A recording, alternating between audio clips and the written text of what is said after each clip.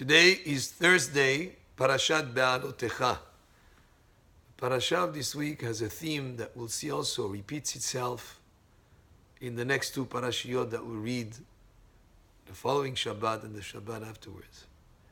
Shlomo HaMelech said, Kol amal Adam lefiu. All the effort of a person in improving himself, in doing what he needs to do to become a better person and to work on it and to invest effort, lefiu is on his mouth. So we can understand the mouth having to do with what a person eats, but also what a person speaks. So if you're able to have self-control in these two areas that have to do with the mouth, then it's something that will be to your benefit, and it's work. It was already a problem that started at the creation of the world. Man was told, do not eat from this forbidden fruit.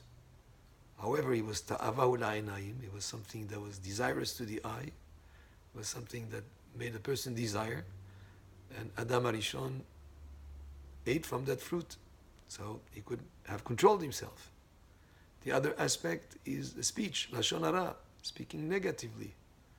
At the beginning of the creation of the world, there was the snake, a nachash, that spoke negatively, and is in a way like against Hashem, chas v'shalom, and he convinced Chava and Adam that it was okay to eat from the tree.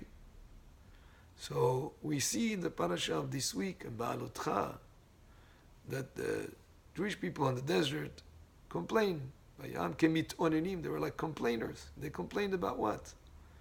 About they had a desire for meat, for certain types of food that they felt they were lacking. Well, wait a minute. They had the manna, which was the best type of food that was absorbed fully in the body. It was a kind of spiritual food, but they wanted to have that desire, that lust for food, and they were lacking that. Then, at the end of the parasha, we spoke about that yesterday, Miriam speaks negatively about her brother Moshe, and she's punished with tzara'at, with leprosy. Next week, we're going to be reading Parashat Shelach Lecha Anashim, when the spies came back from Eretz Israel, and 10 out of the 12 spies spoke negatively about the land of Israel, and because of that, they were punished to linger in the desert for many more years. They could have gone straight into Israel in the second year. But because of that lashon hara, and that night when they spoke lashon hara about Eretz Israel, was the night of Tisha B'Av, and that's why for generations thereafter, the 9th of Av is a sad day in our history. Then we'll have Korach afterwards.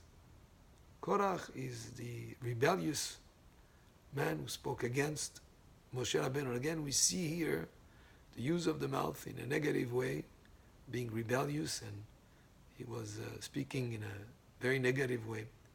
And again, there were punishments for Korach.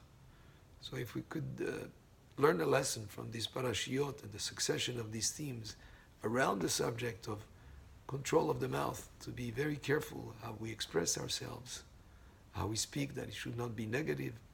And sometimes people have the misconception that if it's true, it's not lashon hara. Well, that's a false concept. When it's true and negative, it is lashon hara.